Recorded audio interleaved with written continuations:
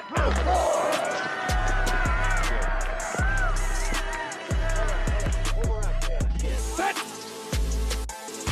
4, 3, 1.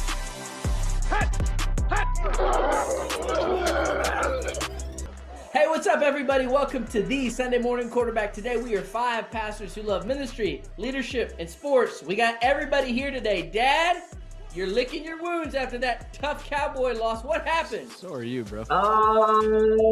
It was a total debacle is what it was. Our defense stink. Hey, but that's okay. We're week 2. We're going to be okay. I'm not licking my wounds because I predicted it would happen. I'm sure That's Adam fair. was gloating in it. Adam, did you enjoy it?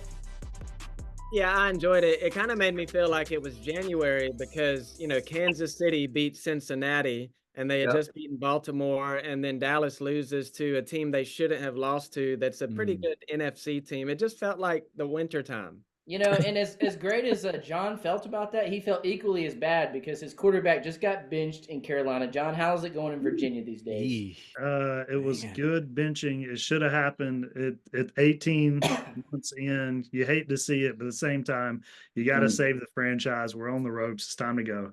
Yeah, and then, Paul, we tried to disciple him. We finally got him watching football games weekly, but if it goes past 9 p.m., he doesn't see it, so he had to see the following day that Tua was concussed. Paul, North Georgia today, how are you?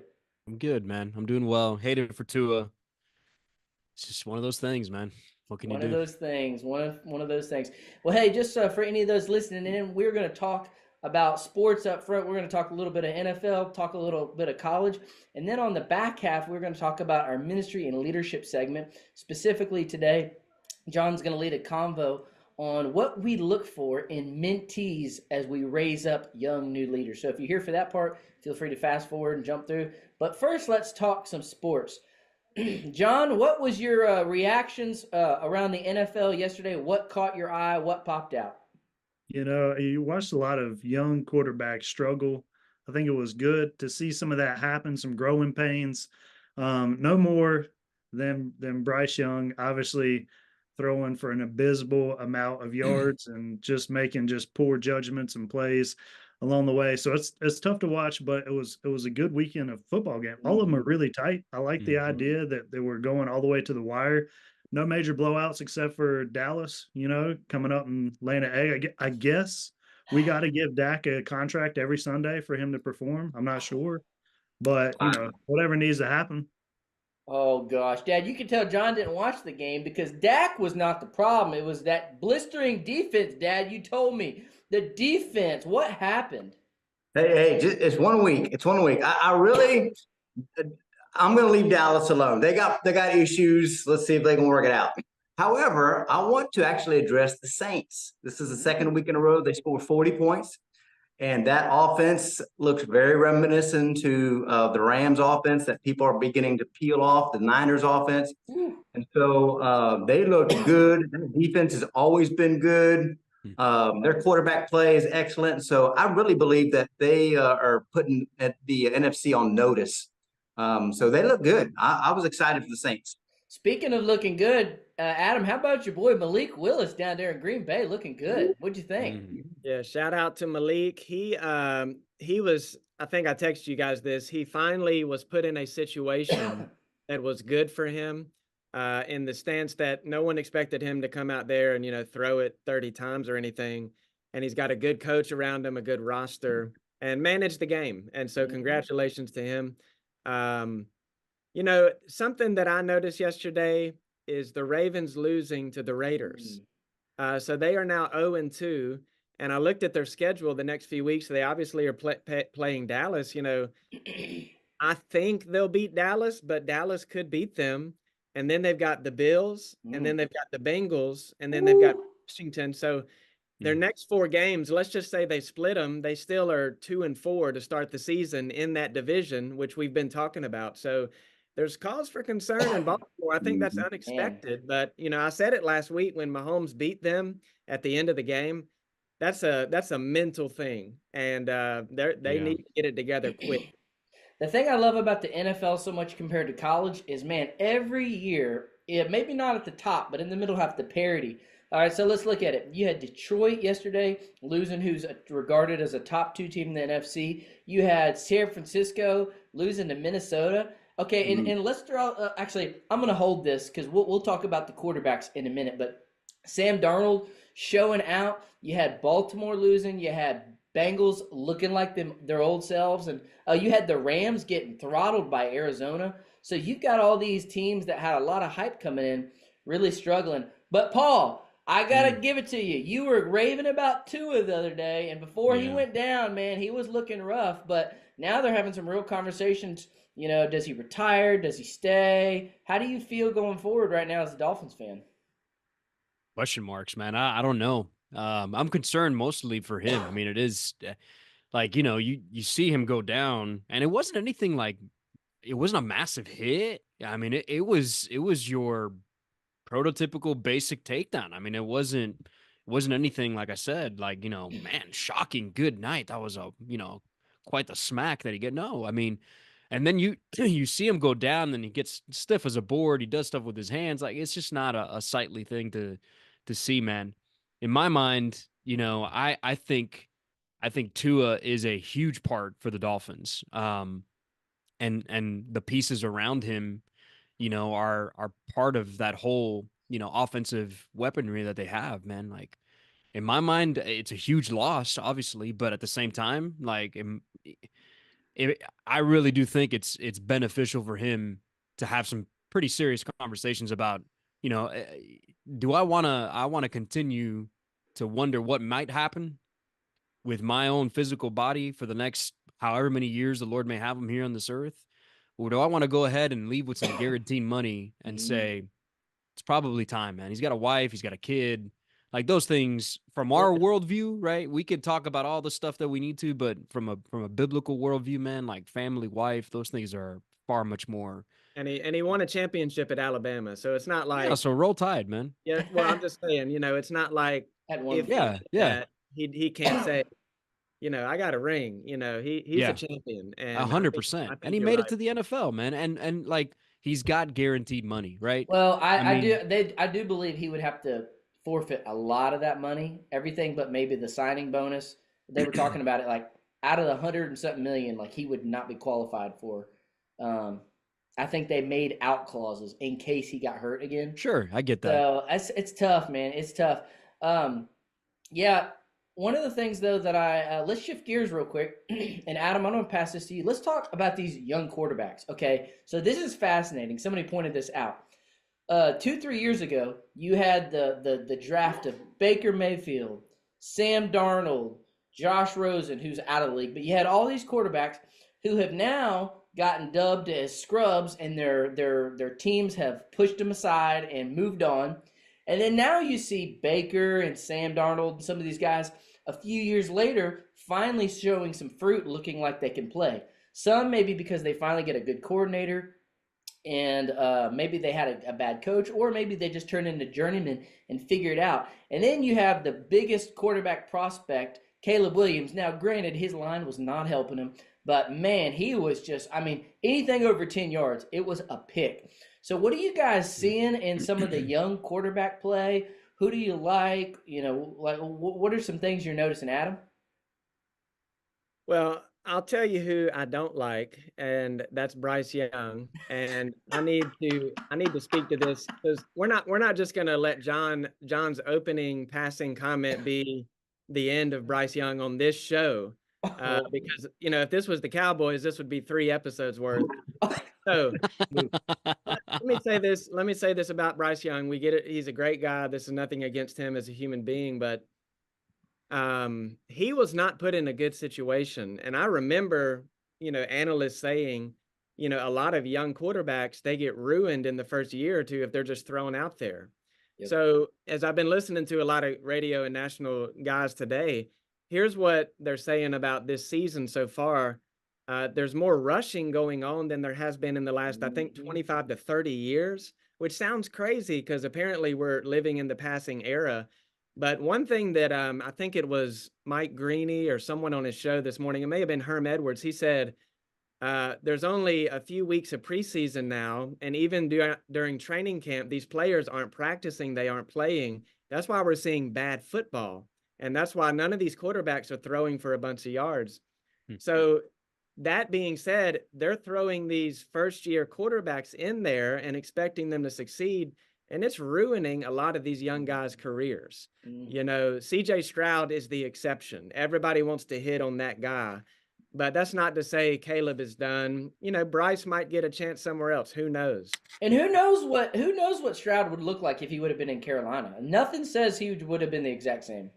No, he wouldn't have been the exact same, because as I'm watching him last night, you know, your question is, who do you like? I love CJ Stroud. His footwork, his mechanics, the way he can escape the pocket and keep his eyes downfield. I think Caleb Williams can do that too, by the way.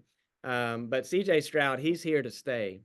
So that is what it is. For sure. Dad, what'd you think about Caleb last night? A lot of hype coming in. He got a hard dose of reality.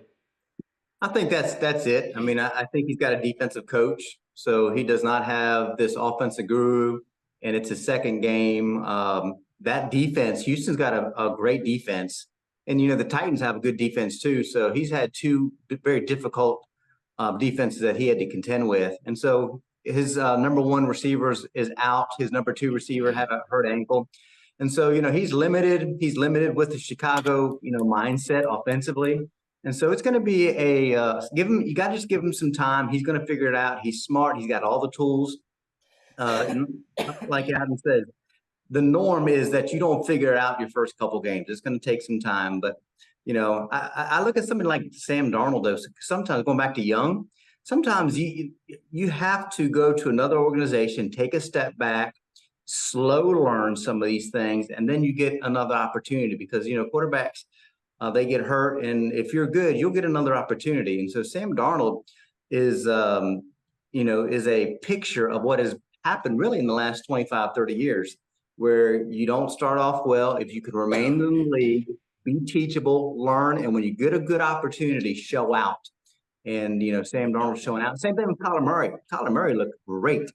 And so I think Kyler Murray was good enough where he could keep playing, but he was out for a little while on injury, allowed him to really learn. And, by season 3, 4, 5, Baker Mayfield, they really start to catch up with the mind, and the speed of the game slows down, and then they can do some damage. But, these quarterbacks that they're throwing out with these defensive schemes, and it's a losing battle. So maybe some of these teams need to be more patient with their quarterbacks and coaches. I know that's hard to say. Also, if you have a young quarterback, I don't understand why you would hire a defensive coach. Because if you look at the teams that are really leading the league, most of them are offensive gurus.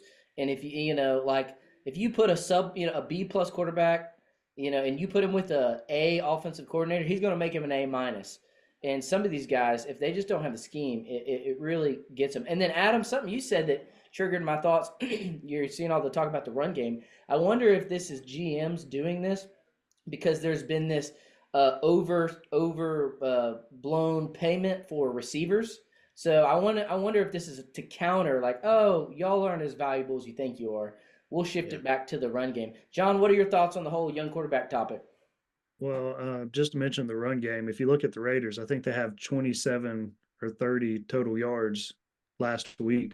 So you're looking at a team fighting against the norm, also not in the football game, but neither here nor there. Looking at the quarterbacks, you know what? I'm not high on Caleb Williams. I watched some struggles last year, USC, in big games, big times. I've yet to see him really own the moment. So I'm looking forward to that time if it happens. He's on an incredible team. And all he needs to really do is manage the football game. And so really when he begins to manage the football game and not give the ball away, I think I'll be a little higher on him. Kyler Murray is doing great. Like Joe said, he's throwing well. In fact, the Cardinals are only behind the Saints in points per game in the league. And I think that's because they haven't played Dallas yet, or they'd springboard to number 1. But neither here nor there. They also had the Bills down 17-0 the first half. It's easy to forget that there was a great half of football there until Allen woke up and came out and started throwing haymakers. If I were buying and selling a quarterback on the other side, obviously I am going to sell Bo Nix. This he struggled yesterday. He's not a young guy. He didn't come into the league 20 years old trying to sort it out. he's been bounced around to a lot of good different programs. Just looking at it, I just see the fact that he also doesn't have many great wide receivers there in the Broncos, Reynolds and Sutton, a couple other guys. Like, who are these guys going to catch a ball for a new guy? I mean, he's in the worst situation aside from Bryce Young, and I think part of the worst situation is the fact that Bryce Young's there. So, but who I'm buying might sound odd, but Jaden Daniels, Ooh, yeah. although has not thrown a touchdown in the NFL, he has not turned the ball over as well. He's managed the football game. He was poised. He hung in there. He came up big in big play moments. I think if you do that time and time again, and I think he's a learner, and from one game to the next, I think you already see progression in his learning. I think by week 5, you're going to see some pretty phenomenal playing coming from him. So those are my ideas, at least on some of the early QB. Hey, John, you're seeing some talk that the Redskins might bring their name back if Jaden Daniels hits. Are you doing buyer's remorse? It's not going to happen, dude. Hey, without getting this show canceled, I'm not going to say why it's not going to happen. But, let me insert something. I was reminded when I saw that Bryce is getting benched that I could never not be a Panthers fan unless they move out of the Carolinas, because all I need is the smallest down at the bottom of the well bit of hope and optimism. So here's what I've been doing for 2 weeks. I've been looking at mock drafts. So Shador Sanders, viewers, Cam Ward, Paul. They're saying Cam Ward is the #1 pick as a QB right now, and Nussmeier out of LSU. Regardless of which one of those is the best, the Panthers will not pick that player. But that's what I'm doing. Hey, Adam, it could be worse. You could have Daniel Jones on a $40 million contract. I still think I'd take Bryce Young. Hey, looking forward to next week, though. Real quick, there's a few good games. We got, let's see who we got. We got, where'd they go? We got Detroit at Arizona. You got San Francisco at the Rams. So are the Rams going to fall to 0-3? You got Dallas at Baltimore. I don't feel good about that game. You got Denver, Tampa Bay, Chargers at Pittsburgh. Pittsburgh's undefeated, which they haven't played a bunch of tough teams. You got Houston at Minnesota. That'll be a good game. And so something to keep an eye on. Hey, let's shift to college. Paul, outside of Miami, you got Miami and Bama. Those are your 2 teams. But Miami is looking for real. I've seen some mock drafts where they're like close to the top 5. Miami's looking good.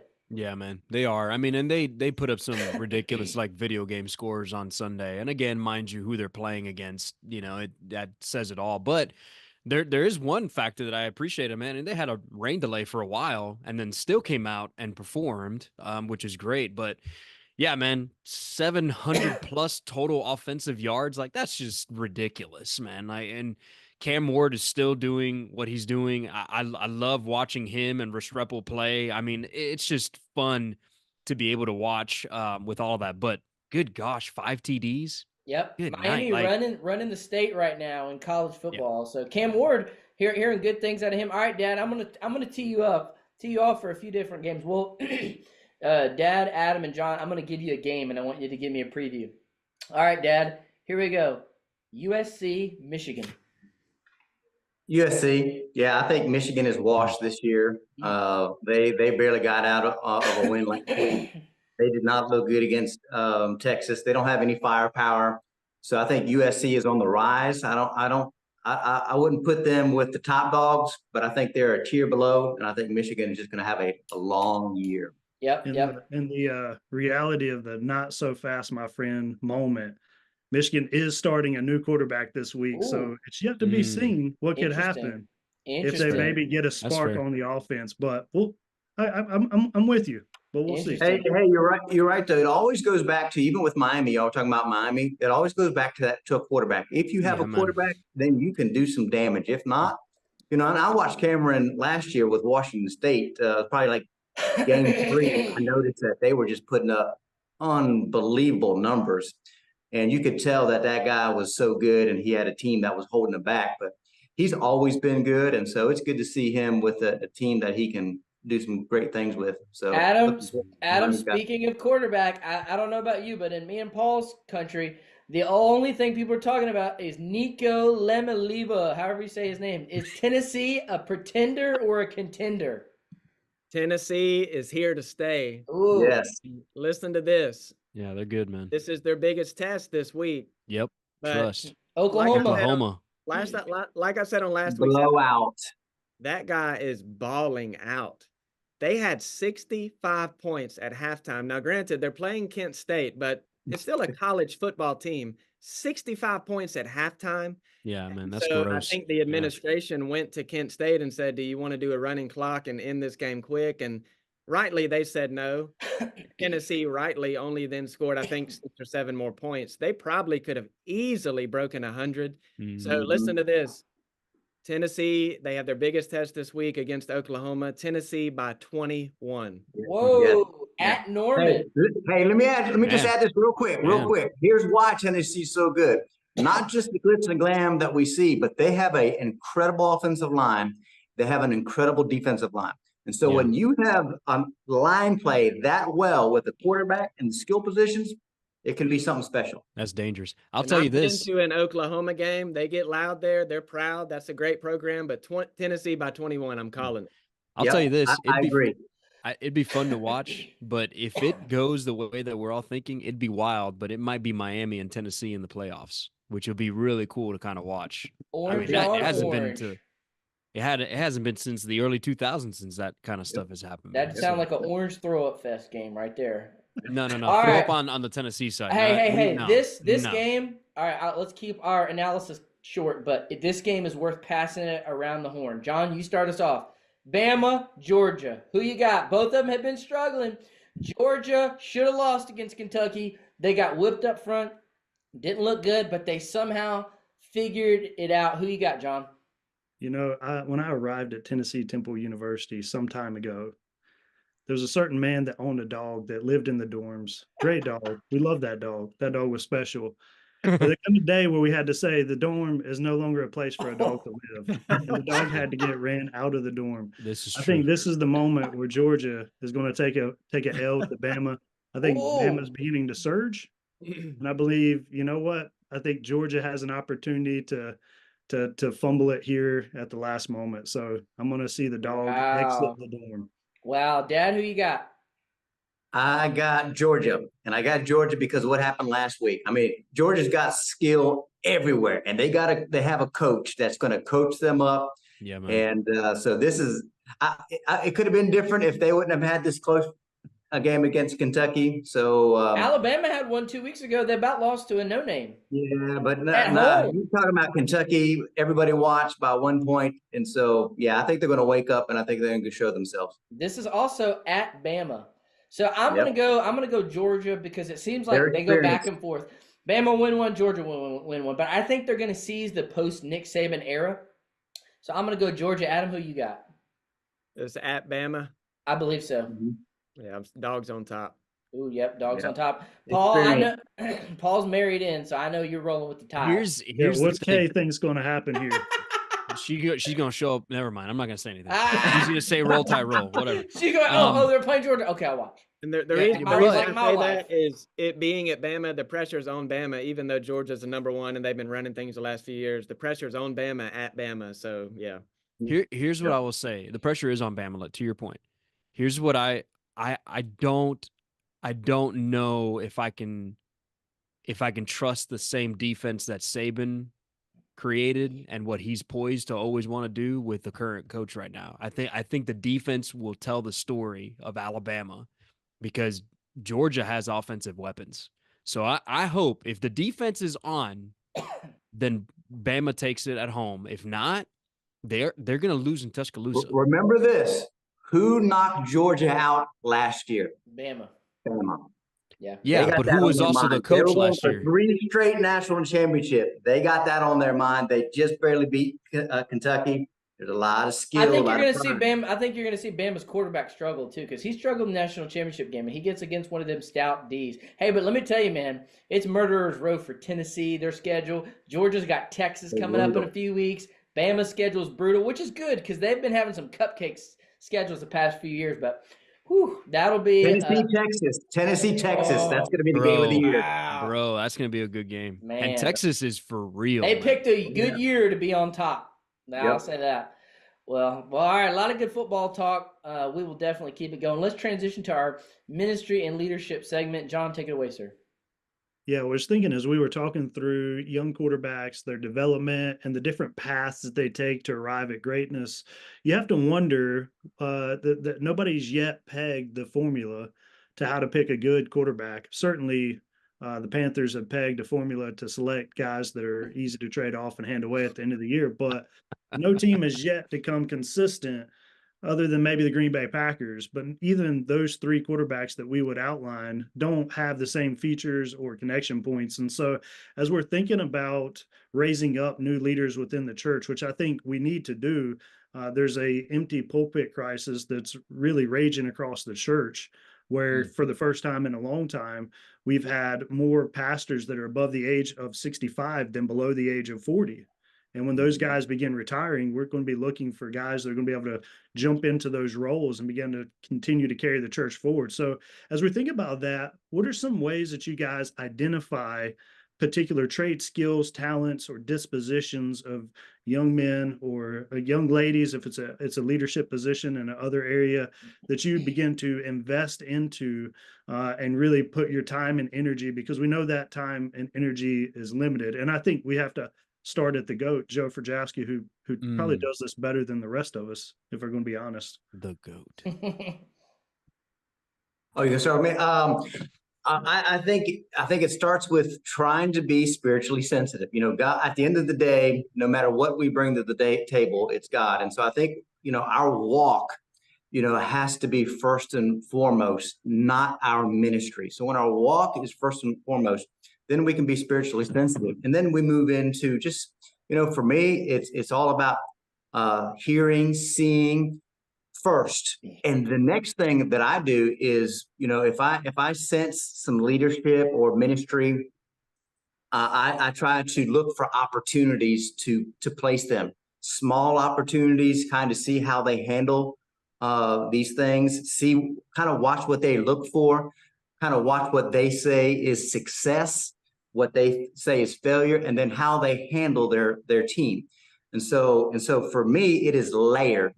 And so, you know, if I sense, you know, a calling, I hear the right responses, the right talk, the way they talk, the way they see ministry, church, what God is doing, then I begin to layer. And as you know, if they move to the next layer and they handle a little project, or if they do, you know, an outing well, then I handle them, and then I redirect. So sometimes you can see, okay, they love the Lord, they've got leadership skills, but maybe not ministry in a pastor form. So then I redirect them.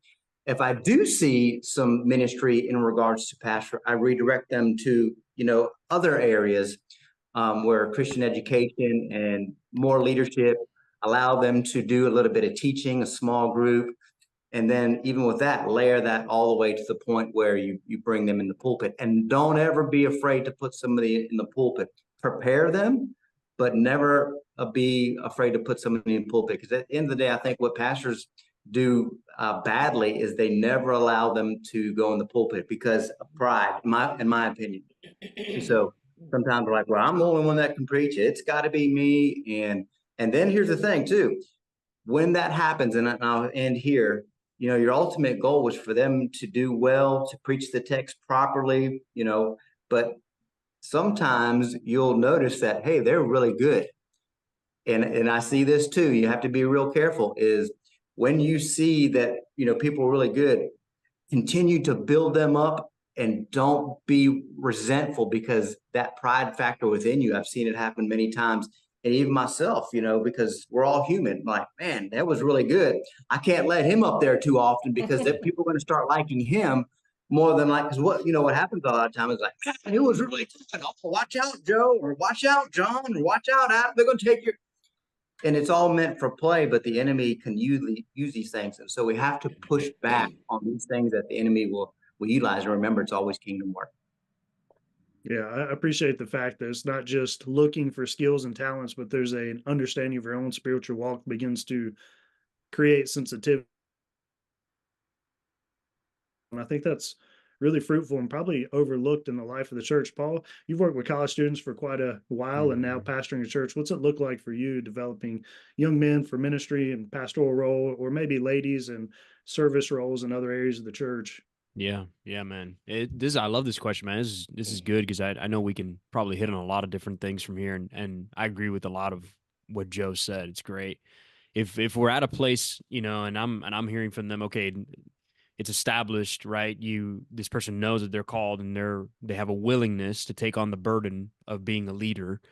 Then I would say a couple of things that I'd like to look for is someone who is teachable, has a willingness to want to hear and listen and learn and realize I don't have all the answers, to be able to acknowledge the fact, okay, hey, I want to learn. I want to be able to find a way to be able to really excel at this, to be able to benefit others well because of being able to learn, like all of that. It's just teachable. I want someone who's a servant, and has a willingness to be able to selflessly use their spiritual gifts or even their talents, that God's given them for the good of others and the glory of God. And what I mean for the good of others is that they recognize that the way that God has equipped them is for the sake of equipping others, to build them up for the sake of whatever God may be doing within the church. And it's for his glory. It's not for selfish ambition. I mean, it's for the very sake of, like, I don't have stars in my eyes to use this as a means to bounce up to something else or platform myself. Like, we're here to serve other people. I want someone who has a love for people. Like, I even this past weekend, I was preaching through Jesus's first words in the Gospel of John. And one of the things that I deeply appreciate about Jesus is he looks at one of his disciples, who happens to be Peter, in John 1:42, right? And he sees him and he calls him out by his name, right? Like, he says, "You're Simon, son of John." But then he goes beyond that and he says, "You will be Cephas. You will be called this," which means Peter.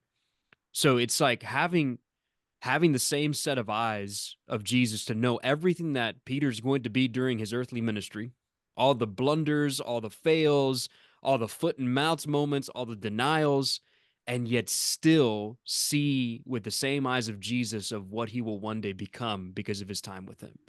Like, if you can love people enough to be able to say, I want to approach people with grace, I want to love people enough to be able to lead them in a way that they grow because of their time spent with Christ. Like, give me someone like that. And then give me someone who's willing to serve alongside of a team. Because no one leader can do everything. And if they've got great chemistry to be able to work alongside of other people, that also shows me a host of other things, right? They're willing to listen, they're willing to implement, work together, be teachable even in those moments. Like, find me some of these folks that have a heart, that have all of those different dispositions: teachability, servant, want to use their skills for the glory of God and for the good of other people. Like, give me those kinds of things. And I think from there you can branch off to a lot of stuff. Because I'll tell you, man, if you can love people well and lead them well, you'll preach well. But if you can't do that, you're going to have a tough time trying to connect with other folks, because they're in the middle of the trenches is where you're going to find some really, really good ways of learning things about how to do ministry within the church. I don't know if that all makes sense, but certainly some things that I would look for sure. Yeah, any other thoughts about that? It's helpful. Very clarifying. Adam, you want to jump in? Yeah. And then I'll go after you. Yeah. As far as things that I look for in a person that, may have some kind of leadership potential or ministry potential, two words come to mind. The first is hunger. The second is humility. I say hunger because this may be like the counter perspective that Paul and Joe hit on, which, you want guys that are teachable. You want them to understand there's a sense of humility to come in and not think you know it all. But I also want guys to be hungry to grow, and guys that are serious about the things of God. I don't like lazy people. And I think ministry in particular is a great place for lazy people to hide. So, it may be, think of it like someone who's not actually passionate about God and the things of God, they view it more as a job, or, as has been said, some kind of opportunity for them for some kind of personal reason. And I think usually you can discern that about somebody, like, is this really how this person is?